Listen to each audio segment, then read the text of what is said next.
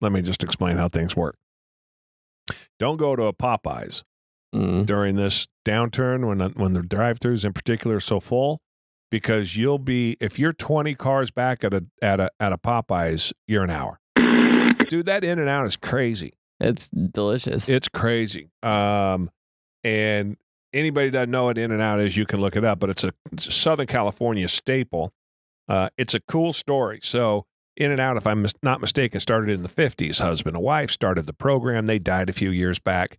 And they're everywhere. And you'll go to an In-N-Out they call it the Grapevine, as you head down south on I-5. Heading from California, heading through, right through the middle of Central California. And there'll be an In-N-Out at an off-ramp with 10 other fast food joints. The In-N-Out, cars wrapped around it.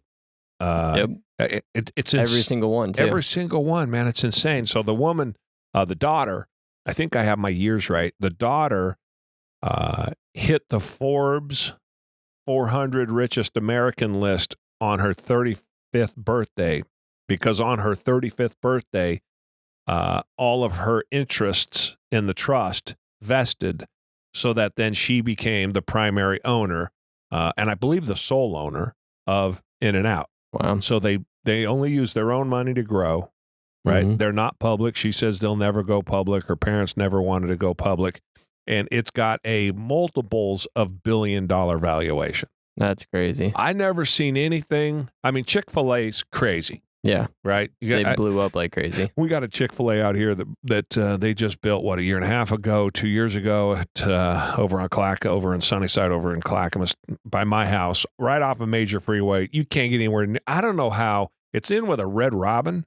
Yeah. The Red Robin's got to be pissed. Man, because that place is packed, and it messes up all of the traffic getting in and out of Red Robin. I always wondered, I don't know how that's all right with the neighbors when the cars are packed. The other one that does the same thing, we got a local pizza joint around here called Pizza Schmitza. It's good pizza, New York-style pizza. It's in a parking lot over in Southeast Portland, busy part of town. And directly across the parking lot from it is a Panda Express. Yep. You seen the drive-thru on this goddamn place, Panda Express? And that drive-thru, whoever operates that drive-thru needs to go operate every drive-thru, because that Panda Express, it doesn't play. I mean, it doesn't. If that line is 30 cars, get in it. You know what I mean? You'll look. Don't go in and out in 15 minutes. Let me just explain how things work.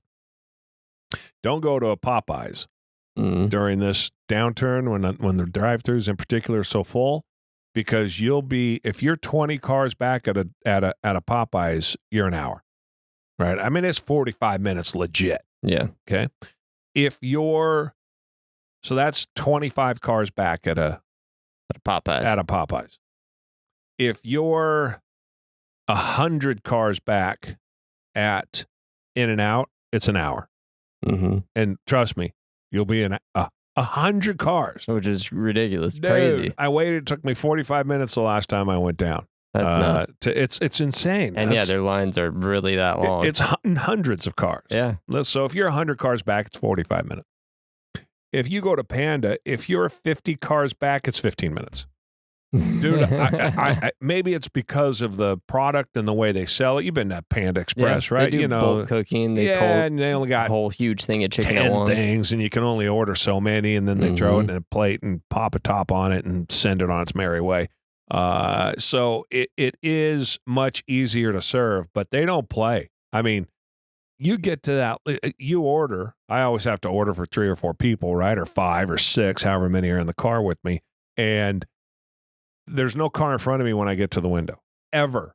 It never happens. And then they're all anxious, like you can't get your credit card out fast enough to pay for it. And then when they hand it back to you, you want to put your card back in your wallet and put your wallet away, particularly if you're me, because God knows. You lose everything. I'll lose it all because I'm stupid. And I'll lose it.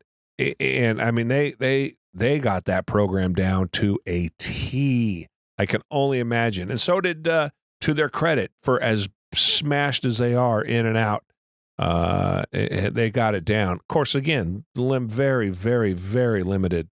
I don't know. They got menu stuff. 10 things on their menu, Yep. 15 things on their menu, and they got they got technology, and they got kids, and these kids out. They take your order In the line. half a mile away from the store while you're making your way to the store. They're out there tapping it in using technology. I thought, man, what kind of shitty job is that? Because what do you do when it's raining?